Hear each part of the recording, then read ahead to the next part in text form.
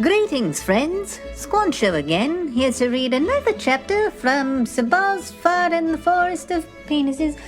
Right up the top, we just want to get out of the way, as always, a trigger warning for anyone who can be offended by words. That is just anyone at all. If you can be offended by a thing, if you've got something that you just don't want to hear, just do not do this. It's not for you. So, right off the bat, that's why to do that. Also, thank you to everyone who has donated to the Patreon. Just a reminder that does exist if you want to help Sir Ballsfart pay off his crippling student loan debts to the demons that ran a wizard college. That is a thing that he takes very seriously, and he would like to thank you for taking that seriously as well. Also, wanted to let you know that there is a Facebook page. If anybody has not checked out the Facebook page, that exists, and I've recently learned that there is even a Reddit. Apparently, Sir Ballsfart started a Reddit some time ago and was leading a cult/army until that caught up with him. So maybe that's still a thing. I don't know. That one's being run by him. Anywho, one other thing. We are going to not have the music once the story starts. We're going to try something a little bit different here. We're going to cut out the music. And you'll just have my soft, sweet voice once the story starts. So let's start that. And this is going to be Chapter 10. It is entitled Escape from Naiadis. I did as Antigua instructed. Not wanting my fissure have to dry out, I lowered it into the tube while my upper torso rested on the cold floor of that cave. Yes, I've had better night's sleep, but it wasn't so bad, especially compared to the curved prison cell, though if I had to pick, I would have still preferred a giant lice-infested nutsack. I was nearly asleep, too, when Kino came back up the tube, barking weird seal sounds and begging to play. Eventually, though, he finally went to sleep, and soon so did I. When I awoke, my first desire was to head back into Antigua's study, or whatever that room was, but I couldn't risk running into her husband, so instead I just awaited Antigua's return. She eventually did come for me, but until then, it was just another excruciatingly boring day trapped in Fishtown. Finally, Antigua graced me with her fishy presence, and she brought along one of those sheetrock tablets that the mer people use to scratch words and pictures with their claws. This one featured a map that she'd made, displaying my path into the labyrinth, and it seemed detailed enough to get me where I needed to go. In return, I found a loose little stone on the cave's floor and used that to draw another map on the wall, this one covering the rivers through which I had arrived. I got it as best as I could, and Antigua filled in the gaps in my memory, seeing as she was much more familiar with the surrounding streams than I was. Together, we narrowed down basically where I had entered the river, and from there I was able to give her a pretty good idea of how to find L'Oreal.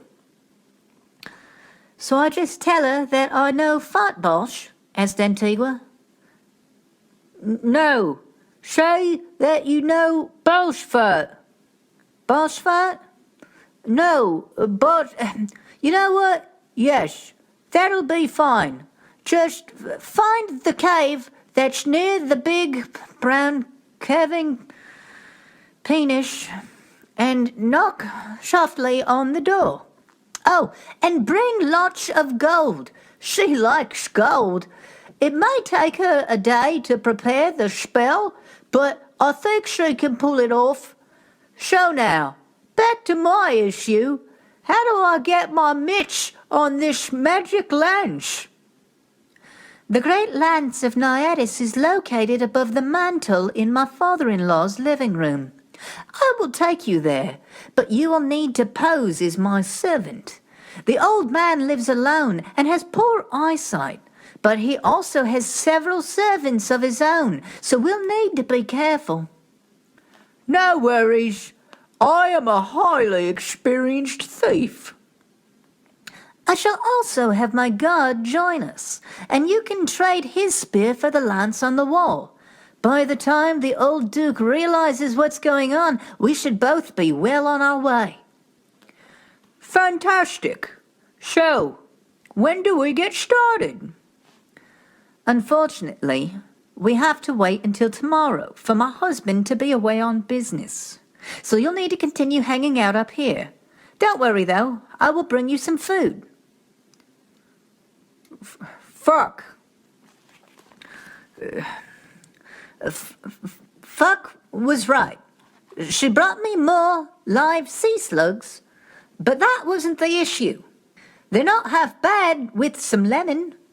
No, mainly, I was just pissed that I had to hang out all alone in a cave with no company but that seal for another day. Sure, it's fun at first, but seals lose their charm pretty damn quickly. The next day, I awoke to a hand yanking on my flipper. Oh, shit! Her husband!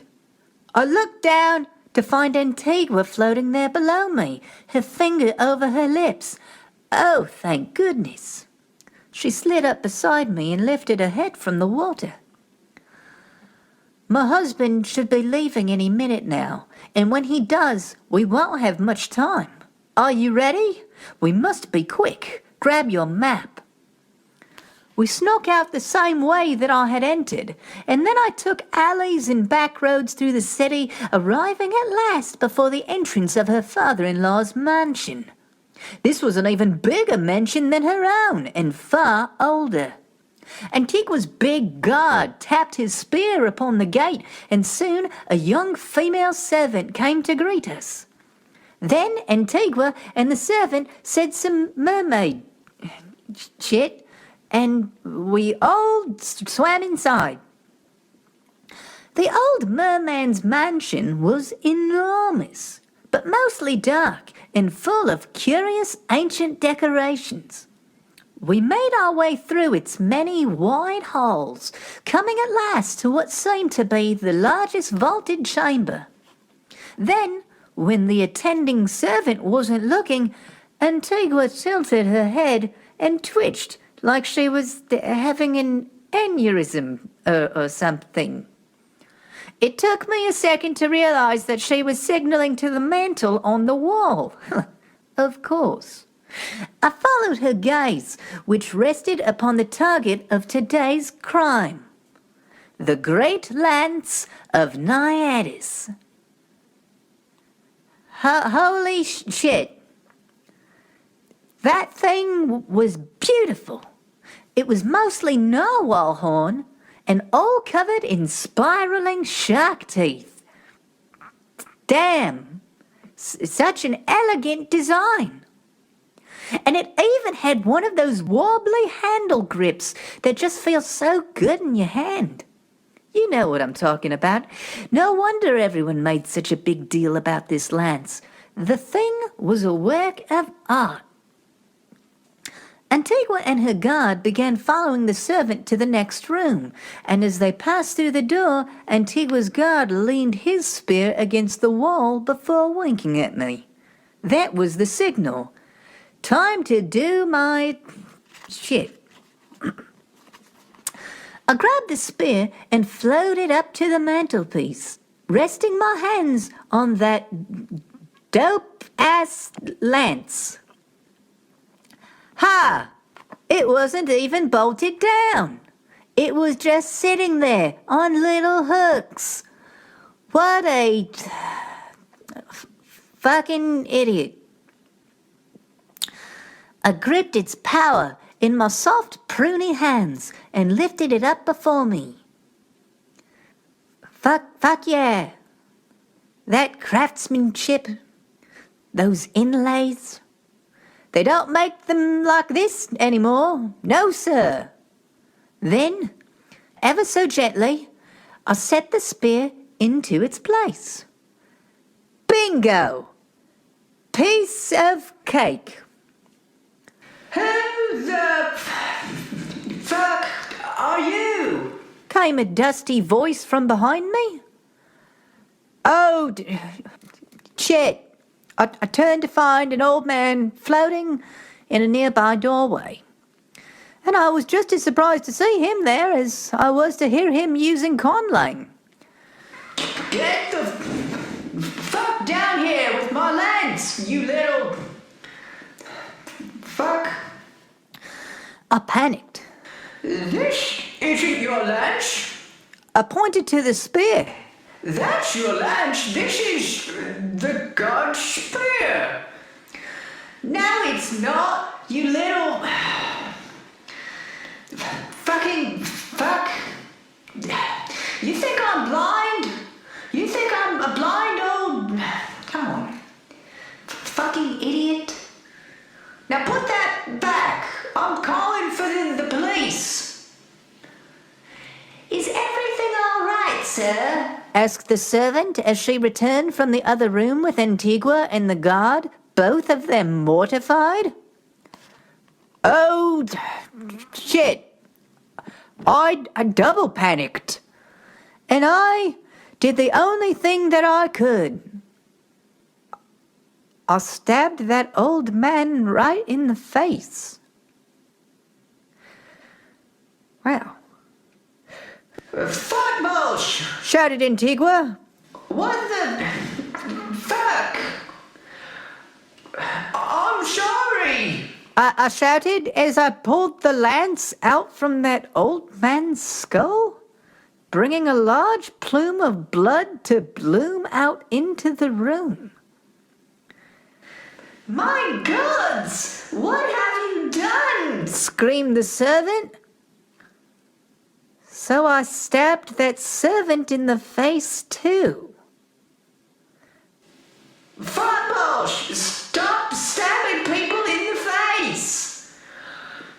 I'm sorry, I can't. It's just... A middle-aged male servant appeared in the room and dropped his tray of appetizers, which didn't really fall so much as they just sort of floated there in the water. Murderer! He screamed, and he spells murderer like a mermaid. Anywho. Murderer! I lunged forward and stabbed him in the face as well, but he was too quick. I said stop it, Fatbosh! Then what do I do? Run! I can't! I'm a slow swimmer! The guard shook his head in disappointment. Then go out back! Screamed Antigua, pointing through the doorway. Get to the stables! Ring the bell! Just get the fuck out of here! Now! Okay, fine. Thank you. Bye. I launched myself through the door, darting wildly from room to room, stabbing servant after servant in my frantic search for an exit. At first, I actually passed the correct door and had to face stab 2 more maids than was necessary before backtracking. But finally, I exited the house. Sprinting now at full blast, I made my way through a long running courtyard filled with exotic plant life. I was jetting towards what looked to be a massive caged cylinder, so tall that it reached up to the very ceiling of the city.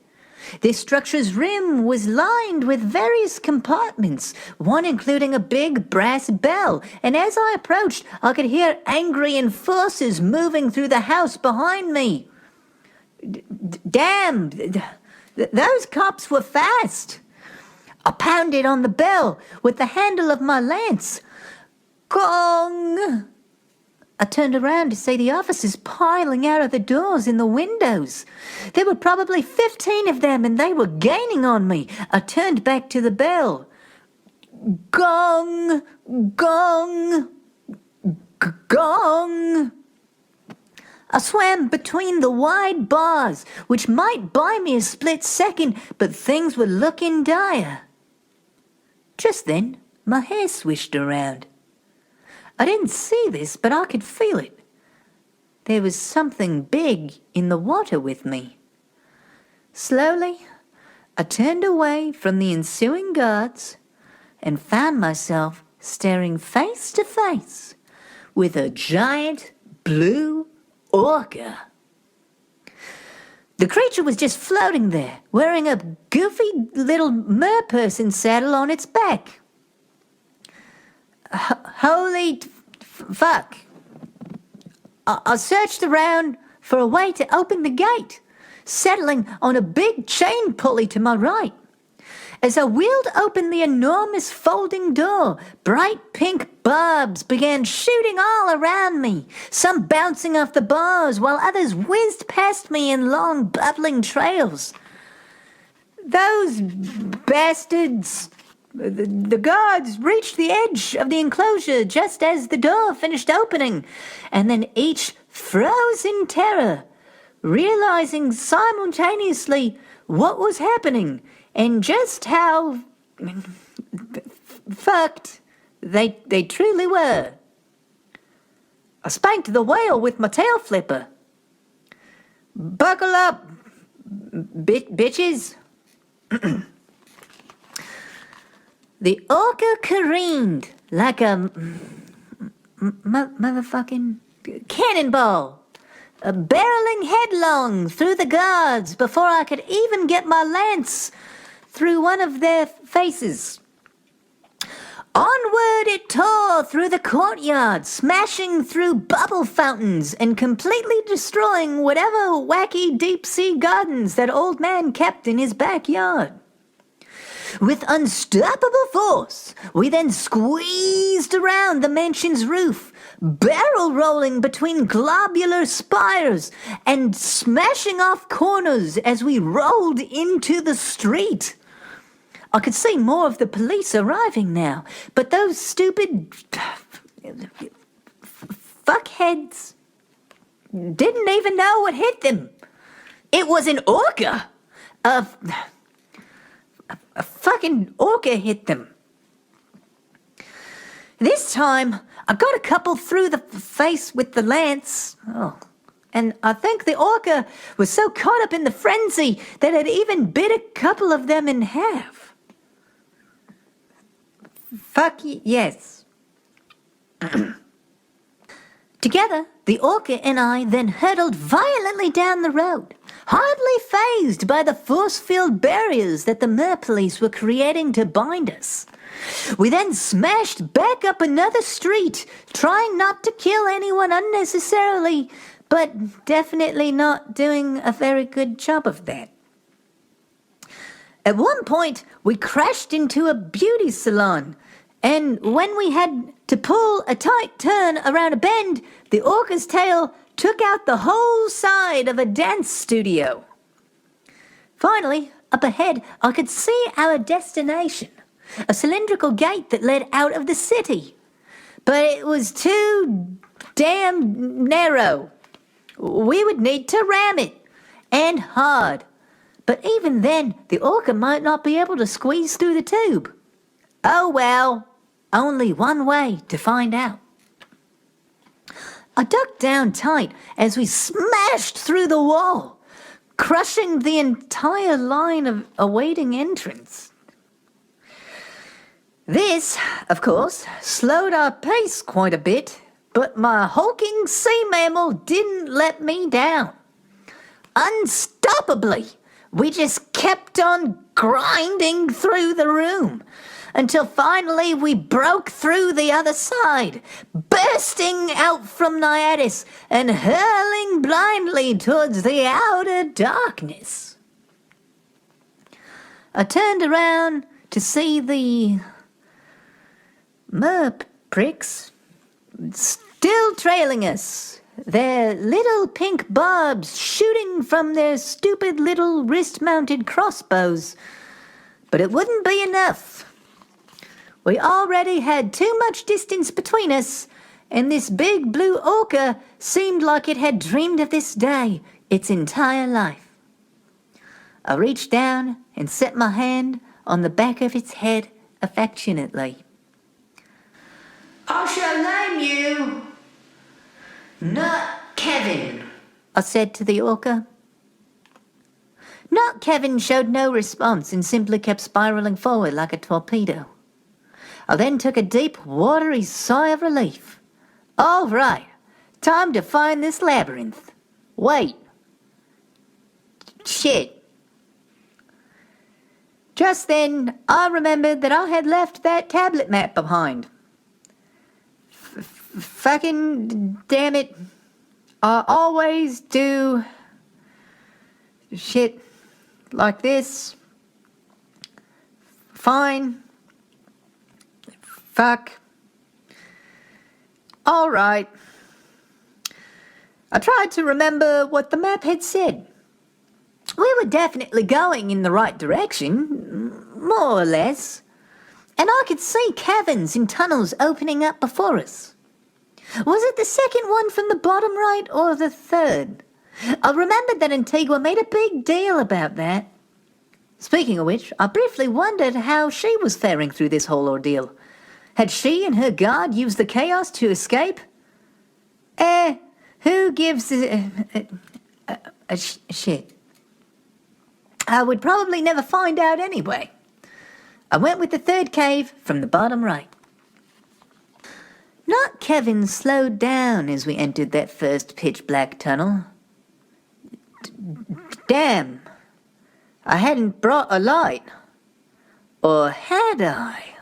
For as we entered the darkness, the great lance of Naiadis began glowing bright white. Fuck yeah. What a dope-ass lance. Using my awesome magic weapon as our guide, Not Kevin and I then continued sliding deeper and deeper into the cave. After a while, I could see the... Oh, come on.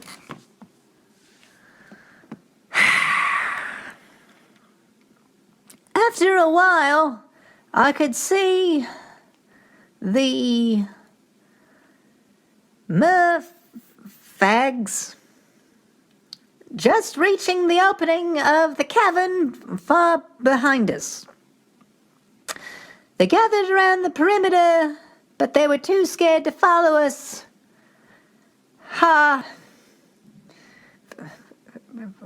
Fucking pussies.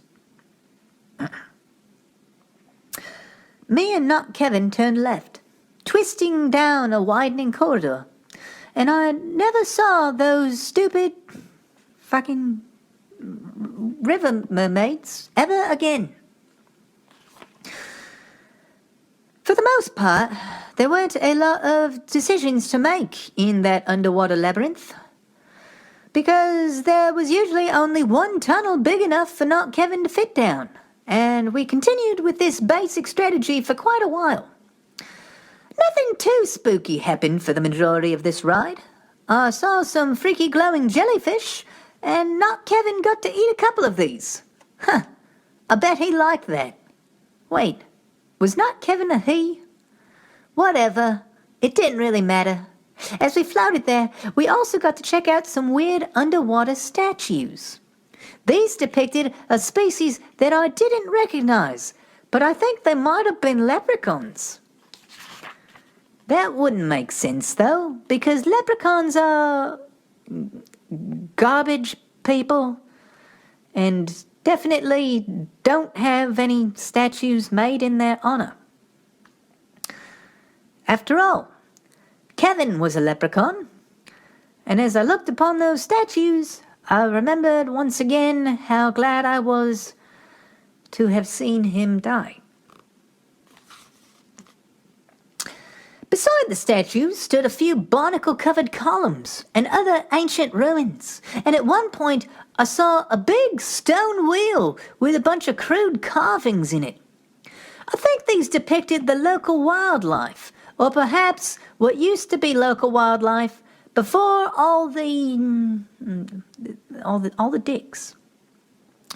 My mount and I paid these sights little attention and continued drifting through the cavern, which was slowly expanding to encompass a much wider area, and soon we began to notice smaller caves splintering off from the main chamber. Oh boy, I didn't like this. After about a minute, the cave had become so wide that I couldn't even see the walls anymore. We were just floating there in blackness. It reminded me too much of that long cave that I swam down on the first day, the one with the blue orbs, where the... Oh, fuck! There was one right there! A huge, spotted croctopus shot out from the abyss. Holy balls! It nearly took off my tail. But not Kevin was quick on the draw, spinning around to position the monster in front of his powerful jaws. Or her powerful jaws, or whatever Not Kevin was. Again, it doesn't really matter. Not Kevin tried to bite the croctopus, and though he or she missed, at least they fucking tried. Regular Kevin probably would have just let it kill him, on account of him being such a fucking weak-ass bitch. The croctopus jetted around, but Not Kevin remained focused on its movements, just as a second croctopus attacked. Fucking fuck. They're pack hunters. This one caught Not Kevin right in the tail fin. Little streams of crimson trailing from its edge. No! Not Kevin was shaken, but quickly regaining focus, though his or her blood was now in the water, surely attracting more croctopussies to join in the chaos. I tried to calm Not Kevin and get us moving forward again, but it was difficult, and I wasn't entirely sure of what direction forward even was anymore. Suddenly, one of those croctopussies emerged from the shadows, but I was ready for it this time and caught that fucker right in the face with my dope-ass lance. Yeah! Fuck you, croctopus. It shook and spasmed as it died, skewered there like a little pussy on my weapon. I slid the lance out of its face and left its corpse floating in the blackness. That part felt nice. But then came another croctopus. Shit. I gave this one the lance too, but unfortunately I only grazed its tentacles. And that's about the point when the real shit show began. 2 more croctopussies! They were coming from every angle now. But how many more could there be? I swung my lance wildly, trying to scare the freaks away. Behind us, I could see that a couple of them were now tearing apart the carcass of that one I'd already skewered. This distraction bought me and Not Kevin a few precious seconds, so we tried to make the most of them as we continued jetting through the abyss. But then came another croctopus. I caught this one through the midsection with my lance, exposing its entrails. But sadly, there was no time to enjoy this, as still another croctopus attacked. This one came right at my face. Its jaws and tentacles splayed out like a nightmare. But I ducked, and Not Kevin swerved, and we nearly dodged it. But it took another chunk out of Not Kevin, this time from the orca's big, floppy dorsal fin. No!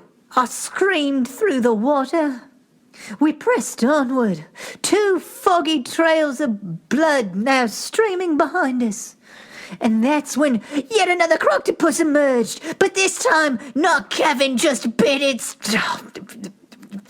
fucking head off. Fuck yes! Not Kevin! Murder these pricks! Murder them! We got this! But then those pricks started coming up from below. One got a hold of Not Kevin's side fin, and it wasn't letting go, while another wrapped its tentacles around the base of Not Kevin's tail and bit into the orca's blubber. Shit. Not Kevin pushed on with everything that he or she had. But the ambiguously gendered beast was losing its strength, and nothing was going to change that. No, Not Kevin! No! I screamed, but the inevitable was coming, and more croctopussies were now latching onto Not Kevin's giant body.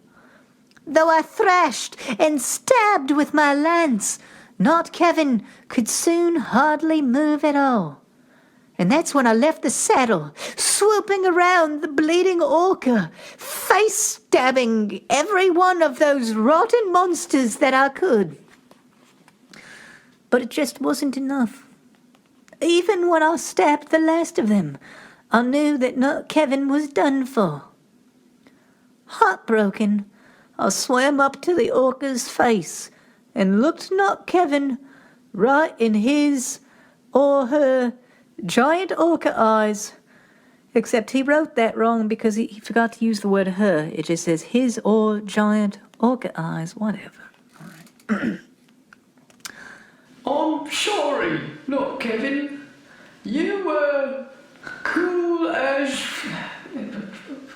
fuck. You were the coolest orca that I ever met. My tears blended in with the bloody water around me. I could see in Not Kevin's giant weird eyes that it understood. Or maybe it didn't. It didn't really matter. That's not what this is about. I'm sorry. I repeated.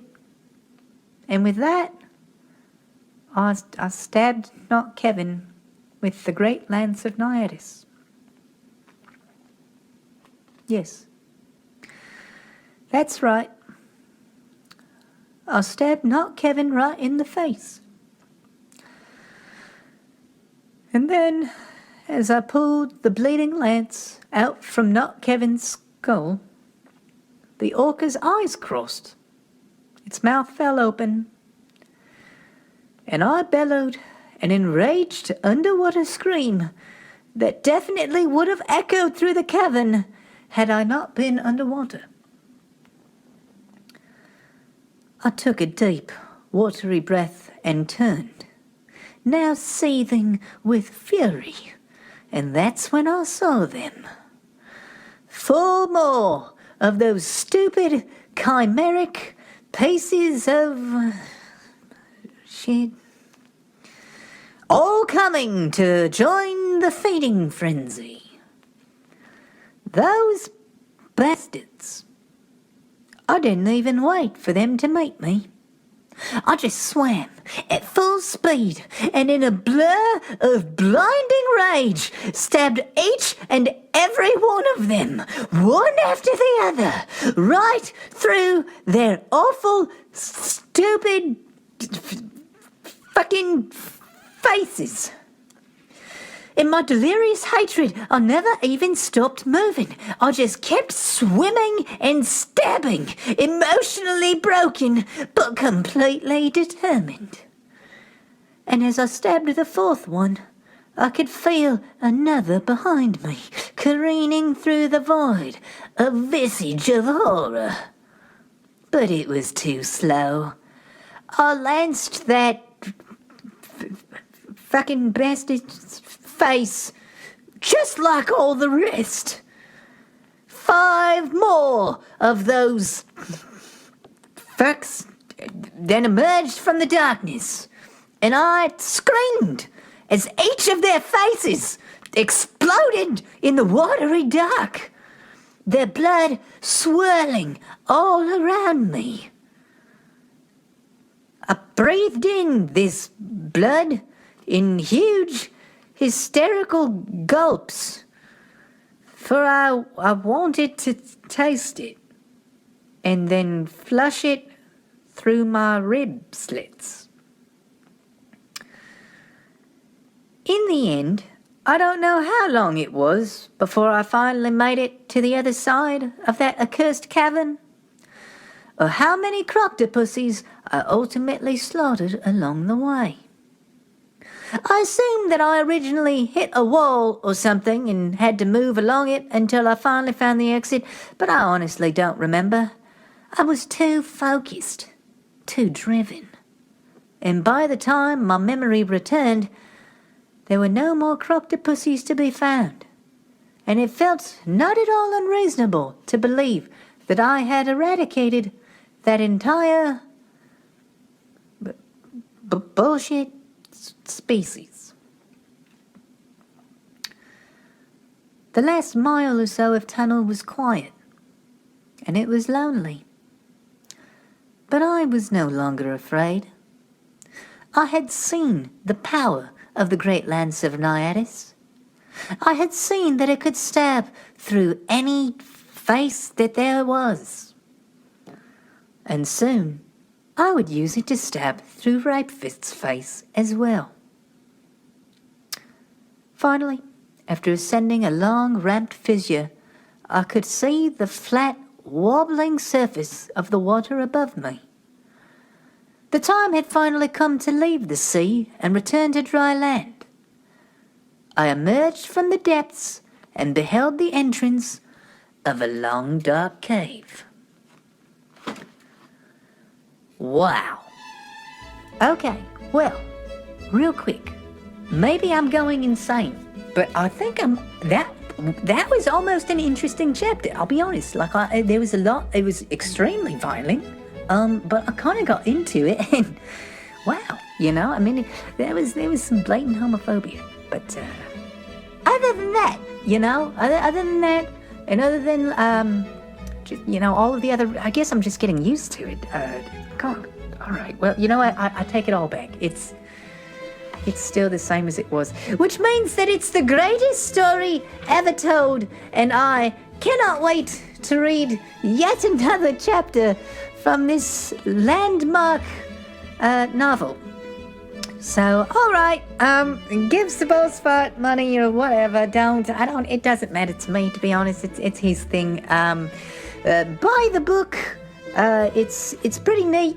There's a pretty cover on it, and it kind of makes sense now. He was talking about a rock wheel with some etchings in it, and as I look at the cover of the book now, I see that might have been what he was referencing. So, all right, well, that was this time. I will see you next time for another reading of Ballsfart in the Forest of Penises. Until then, goodbye.